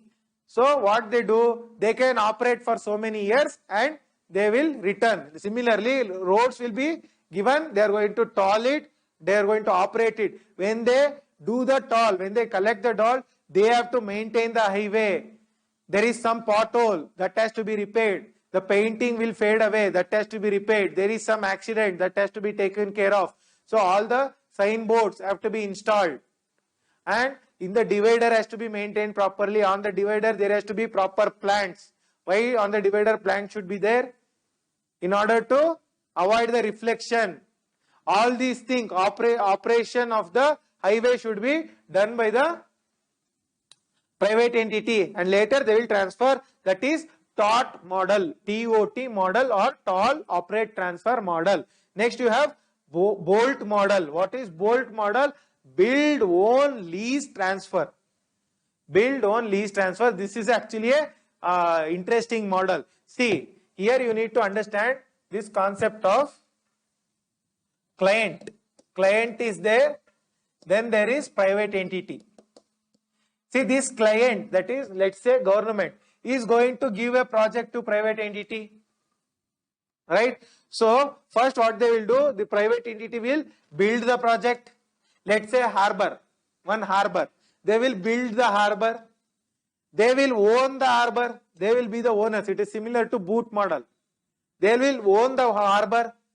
Then what they will do, since they are owning, they will lease the model to client. See, they will own the, here the third thing is they will lease the model to the client who has given them the project. Later after, so lease money will be collected. After the specific concession period, they are going to transfer it to the client. Build and own, done by the private entity, then they are going to lease it. Later they are going to transfer it to the government. That is the BOLT model. So client, here client will contract the private entity. The client will contract private entity, you are going to do this, and later give it back to the government entity or the client. Next you have Swiss challenge. This is very, very, very important. Swiss challenge. What is Swiss challenge? See, I will first explain the project in a simple way. First, let's say government wants to build one airport. Okay. Let's say railway station. Government wants to build a railway station or modernize a railway station. Let's say Bengaluru railway station is old. We have to modernize it. So what the government will do? It will some company. It will put ask some company. They are going to give a estimation. They are going to give a detailed project report, DPR, and estimation that this project is going to cost us this much, and these are the things we will provide in the modernized railway station, right? So later what happens? Government is going to put this estimation and DPR, detailed project report, on the online. So all the other companies will be invited. If some company matches this proposal at a lesser rate, same project, they give at a lesser rate, the project will be given to them. Or first there will be one chance to the initial first person who designs the project. There will be one chance given to him. So the second party, the second contractor says that I will do the project. Let's say initial party says 100 crore. This party says, the second party says I will do it at 90 crore. Again government goes to the first party. He is going to do it at 90 crore. What is your opinion? If he agrees for 90 crore, project will be given to him. Or else, like this, there will be a bidding, online bidding. Whoever quotes the less thing, they will be given the project. That is the Swiss challenge. Swiss challenge. So, infrastructure development proposal. First, there will be a proposal. That proposal will be put online. Then, there will be bidding. So, whoever bids, it is decided by a expert committee. Expert committee decides which is the best bid. Who is going to give utmost quality, utmost facility at the lesser price. That is decided by the expert committee. So, under this Swiss challenge only, government awarded the contract to redevelop 100 railway stations in India. 100 railway stations were given to be redeveloped under Swiss challenge. What are the benefits? What are the benefits? The one is, we will get the best facilities at the less time. This entire thing, challenge, is a transparent thing. It promotes competition, right? It promotes competition, and it will lead to enhanced efficiency. All these things are the benefits. What are the criticism? Criticism is, here, see, first person will give proposal, no? What if this person is having some connection with a politician? The project will be given directly to him. So, that is the criticism. It will lead to corruption. It will lead to corruption. Also, in order to reduce the price, they might quote that they are going to do the project. What if the quality is compromised? What if the fly bridge will be there, no, in the railway station? What if they conduct the bridge and they collapse? That the bridge collapses. All these things is the criticism with respect to Swiss challenge. Kelkar committee, I told you, Kelkar committee said Swiss challenge should not be implemented. Kelkar committee did not support the Swiss challenge. Next you have viability gap funding. So, what is viability gap funding? See, there is a project. Let's say government wants to construct one proper fish market. Fish market the government has to construct, but private entities do not find any profit in the project. So they are not going to invest. Because it is not going to get them any profit. So what the government does, so let's say the project cost is 10 crore rupees in order to build a fish market. So what the government does, viability. Viability means, is the project profit making? Is it good enough? That is what is meant by viability. So viability gap funding. See, let's say the private entity is taking 10 crores. Is getting the project at 10 crores. It has to invest 10 crores in order to build a fish market. But in turn, it is going to make profit of only 6 crores. So there is a gap, right? Gap of 4 crore.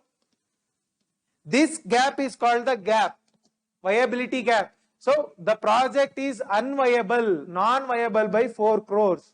That 4 crores, that viability gap is funded by the government. Government will fund it. That is viability gap funding. That is commercial viability. Commercial means profit. Right? Next, 20% grant is given upfront. 20% grant is given upfront in order to make a project. That is, in this case, 2 crore will be given straight away.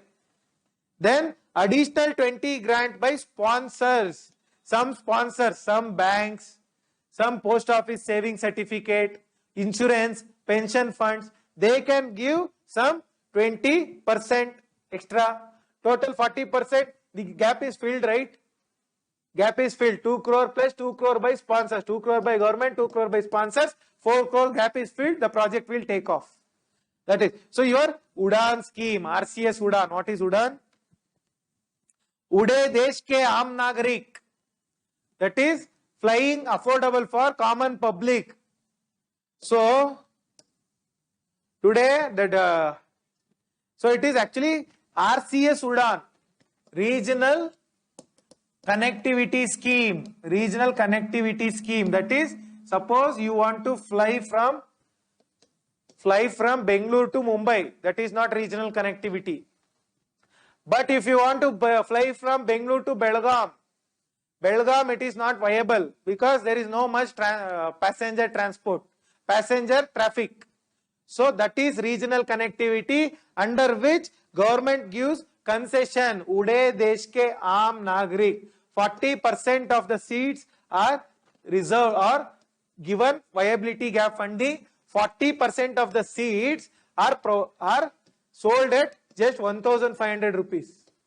It is as good as any private bus by traveling from Bangalore to Belgaum. 1,500 to 2,000 rupees, that's all. If you pay this much, you can fly from Bangalore to Belgaum. This is the viability gap funding, right? Okay. UDAN is done under this scheme. Next you have takeout financing. I have told you, Indian Infrastructure Finance Corporation Limited. Indian Infrastructure Finance Corporation Limited does the takeout financing. That is also an investment model. So I have told you what is takeout financing. Next you have plug and play model. What is plug and play model? See, earlier times when the computer was not so famous, what this we as a children, we used to go to cyber centers. So all the games will be installed in the cyber center. We used to just go there, pay the money and start gaming.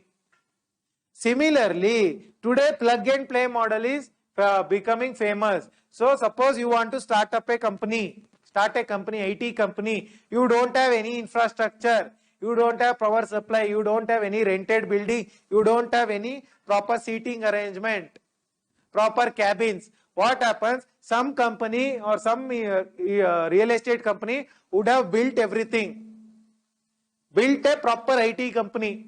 There will be proper infrastructure. What you will go? You will pay them some money, hire the infrastructure, plug your computer and start operating. That is plug it, play it. You need not do anything. Just go and plug your computer and start operating the company. Similarly, that model is being implemented in the infrastructure for big ticket projects. What is big ticket projects? The projects which involves lot of money is called as big ticket project. So what is this? Under this, suppose let's take an example of an airport. See, to build an airport we need land clearance, air traffic clearance, DG, Director General of Civil Aviation clearance, right? And apart from that, state government, central government clearance, right? Apart from that, what else? Environmental clearance, electricity clearance, fire clearance, safety clearance. So many clearances will be required. Licensing is required, registration is required, banking, financial clearance is required by RBI. So many things are there in order to start an airport. So what they do under this, there will be Government will give all the clearances at once. Private company wants to start an airport. Government will give in a file all the clearances. All the clearances will be done and given to you in a file. What you have to do, you have to just go start, build an airport and start. You need not worry about any clearances. Everything will be given to you. That is the plug and play model of infrastructure. Plug and play model of infrastructure. Then you have infrastructure debt fund. IDF. Infrastructure debt fund. See, I told you for infrastructure there is no debt available in the market. Why? Because of asset liability mismatch. The assets of the banks are very less, whereas infrastructure loan is long term. So there is asset liability mismatch. So there is no easy availability of funding for the infrastructure. So that is why the government has set up infrastructure debt funds. There are many funds. So it focuses on long term funding, where banks do not provide the loans. Okay. This infrastructure debt fund can be set up in two ways. One is as a trust. Infrastructure debt fund, if it is set up as a trust, it will be set up as a mutual fund. And when it is set up as a mutual fund, it will be regulated by RBI. Or it can be set up as a company. A fund can be set up as a trust or as a company. If it is set up as a company, it will be functioning as a NBFC. When it is functioning as a NBFC, it will come under the purview of RBI. These are the two types of infrastructure debt fund. Infrastructure debt fund, right? So both of them are infrastructure debt funds. So you have InvITs, Infrastructure Investment Trust, Investment Trust, Real Estate Investment Trust and Infrastructure Investment Trust, InvITs and REITs. See, these InvITs are actually mutual funds. They act like mutual funds. InvITs, Infrastructure Investment Trusts. InvITs, they act like mutual funds. I have discussed already mutual funds. So what they do, they are going to collect money from the public. Public will invest in this investment trust, InvITs, right? In investment of infrastructure trust. They are going to invest in this InvITs. They will be given shares. Just like mutual funds, they will be given this much shares. So this mutual fund will be used for investment in the infrastructure. That might be for any infrastructure, right? Any infrastructure, that is railways, roadways, or ports, or any infrastructure. InvITs will be used. This acts like a mutual fund. Then you have REITs. REIT is Real Estate Investment Trust. Real Estate Investment Trust. So under Real Estate Investment Trust, it also acts as a mutual fund. Mutual fund, people will invest in it, but the fund will be used solely for real estate, building real estate projects. That is building apartments, all these things. So commercial complexes, all these things are malls. So the REITs funding will be given to what? Whom? So it will be given to the real estate agencies, real estate purpose only. So here there will be actually transparency. So the investor knows where the fund is being utilized. That is the concept of InvITs and REITs, Real Estate Investment Trust. Then you have EPC model and turnkey or design build. So what is this EPC model? EPC model means engineer, procure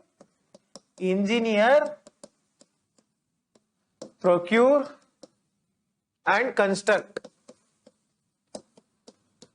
So also called as turnkey. It is called as turnkey. What is turnkey or EPC? See, under this EPC, what happens? Contract will be given to a private company. He is going to design the project. He will have because a project needs engineers. So he is going to engineer the project. Point number one. He is going to procure everything. He is going to procure the cement, he is going to procure the whatever steel, everything. He is going to procure the licenses, he is going to all the licenses, registration, he is going to procure the capital, private entity will procure everything. Then he is going to construct.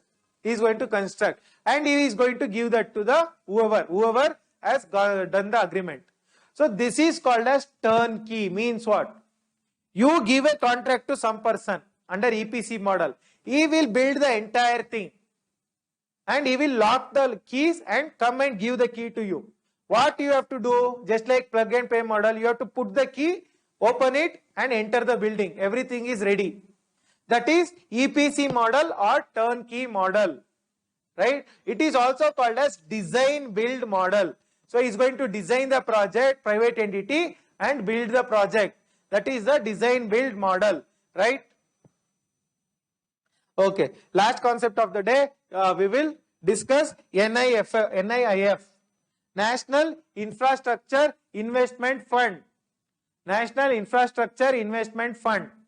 Very important.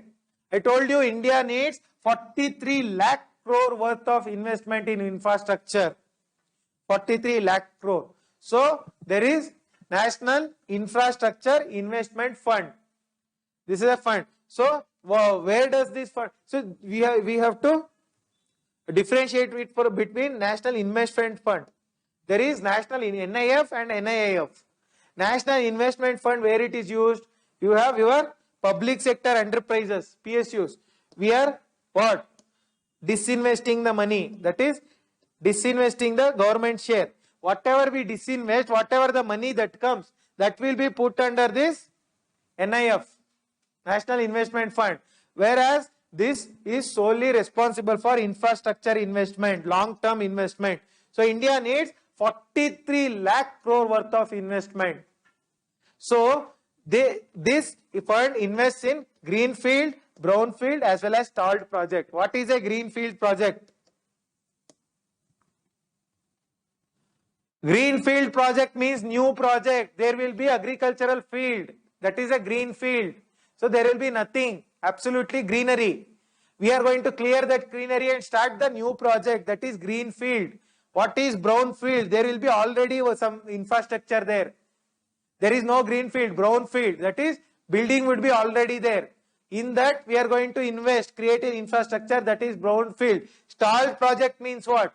The project which has stopped due to some issues, right? That is stalled project. You can see in this West of Card Road, that project is stalled from so many years, right? That flyover. So that is stalled project. So this has a corpus of 40,000 crores. National Infrastructure Investment Fund has a funding of 40,000 crores. So 49% is owned by the government, 51%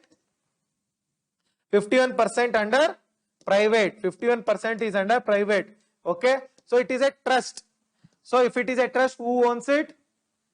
It is regulated by SEBI, just like a mutual fund. If it is a trust, it will be, I told you, if it is a trust, it will be treated as a mutual fund. Under SEBI will regulate it. If it is a company, it will be treated as an NBFC and RBI will regulate it. So it is a trust. So this investment fund is under SEBI, from 2015. So earlier under whom it was there, that is not important. From 2015, it is under SEBI. SEBI is regulating the National Infrastructure Investment Fund. Clear? Investment fund under SEBI since 2015, right? Okay. Tomorrow we will continue the infrastructure. We will discuss the very interesting concept of green bonds. Hope you found the classes useful. Please make good use of the free course. And if you have any doubts, please put it in the comment section or contact on our Telegram channel, VHS Education Forum. So please take good care of your health. Namaste. Jai Hind.